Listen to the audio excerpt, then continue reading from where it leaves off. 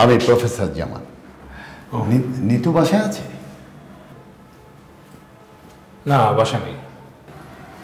ও, ফোনে পাচ্ছিলাম না তো, তাই এই বাসায় চলে আসছে। কারণ আপনি একজন প্রফেসর, কমন সেন্স খাটাবেন না? পড়ালেখা ক্যাম্পাস পর্যন্ত সীমাবদ্ধ থাকলেই সেটা ভালো। স্যার,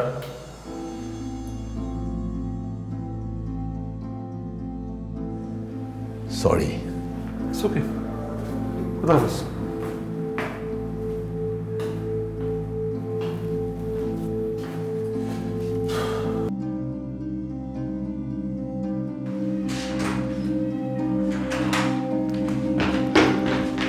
তুমি স্যারকে কি বলছো? কোথায়? আমি কি বলবো? কিছু বলিনি।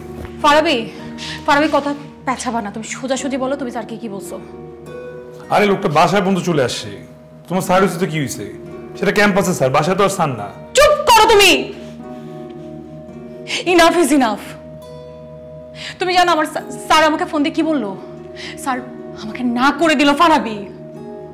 বললো অন্য একটা স্যার খুঁজে নিতে। এখন আমি এই মোমেন্টে কোথায় স্যার পাবো? আমি কার আন্ডারে থেকে আমি পিএইচডি জমা দিব? 4-5 বছর ধরে আমি পিএইচডির জন্য ট্রাই করছি, কিন্তু আজকে তোমার এই একটা ভুলের জন্য আমার সবকিছু শেষ হয়ে গেল। আমার সবকিছু শেষ হয়ে গেল। তুমি জানো তুমি যে একটা সাইকো, তুমি যে একটা সিক।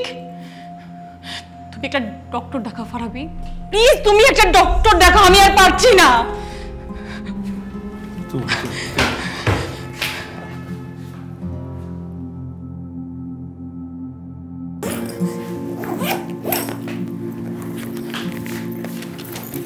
I'm sorry. ছাড়ো, ছাড়ো বলছি।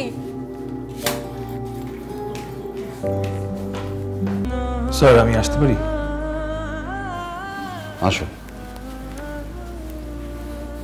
বসুন। না স্যার, আসলে আমি বসতে আসিনি। আমি আপনার কাছে ক্ষমা চেতে এসেছি। আসলে বলুন।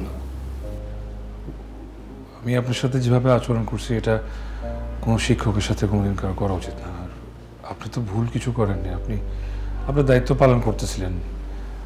আপনি স্টুডেন্টকে হেল্প করার জন্য তার বাসা পর্যন্ত চলে গেছিলেন।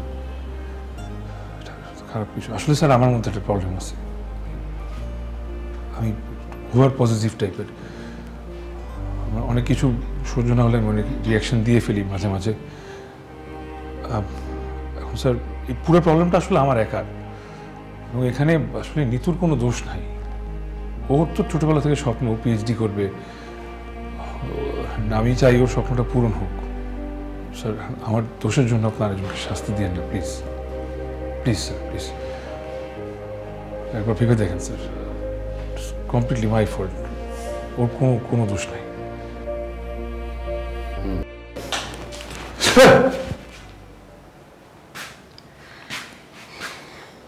তুমি না চলে গেছিলে? আবার এসছি। তুমি স্যারের কাছে গিয়েছিলে?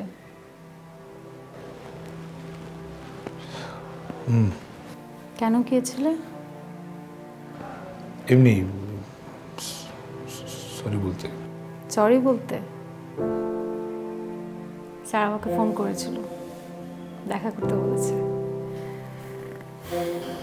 আচ্ছা, আই এম সরি।